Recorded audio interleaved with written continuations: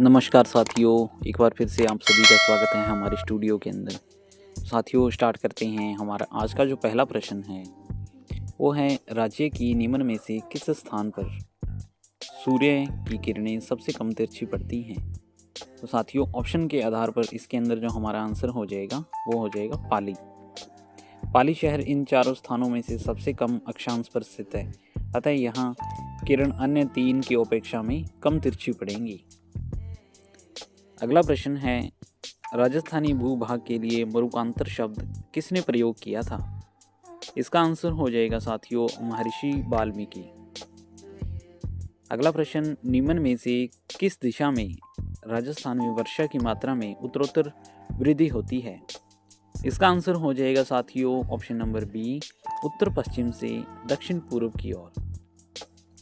अगला प्रश्न, ऊसर भूमि किसे कहा गया है। इसका आंसर हो जाएगा साथियों ऑप्शन नंबर सी, खारी व लवणीय भूमि को ऊसर भूमि के नाम से जाना जाता है। अगला प्रश्न, भारत का प्रथम सौर ऊर्जा चालित फ्रिज कहाँ पर स्थित है।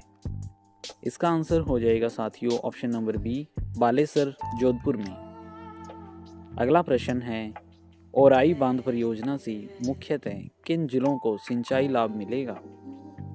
इसका आंसर हो जाएगा साथियों option number B, Chittorgarh Bhilwara को। अगला प्रश्न, पूर्व का वेनिस किस शहर को कहा जाता है। इसका आंसर हो जाएगा साथियों उदयपुर। अगला प्रश्न है, राजस्थान का नागपुर कहलाता है। इसका आंसर हो जाएगा साथियों झालावाड़।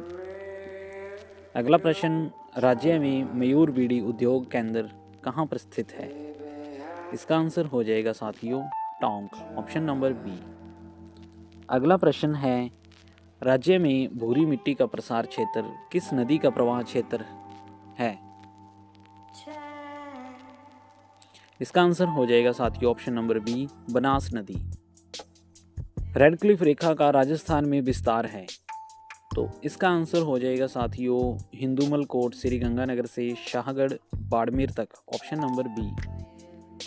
अगला प्रश्न है, कौन सा नाम चंबल नदी का उपनाम नहीं है। तो साथियों ऑप्शन में हमें चार ऑप्शन के अंदर नाम दिए गए हैं, तो एक जो है वो चंबल नदी का उपनाम नहीं है, तो वो हो जाएगा ऑप्शन नंबर डी, वशिष्ठी। अगला प्रश्न है, किस जिले में वह झील अवस्थित है जिसका निर्माण बाढ़ राहत परियोजना के तहत अंग्रेज इंजीनियर फॉय के निर्देशन में हुआ।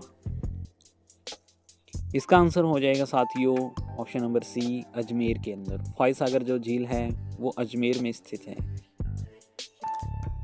अगला प्रश्न, राज्य का दक्षिणी पूर्वी पठारी भौतिक क्षेत्र भारत के किस भौतिक विभाग के अंतर्गत आता है। इसका आंसर हो जाएगा साथियों प्रायद्वीपीय पठारी भाग, ऑप्शन नंबर सी। अगला प्रश्न है, राजस्थान में सर्वाधिक जैव विविधता वाला अभ्यारण्य है।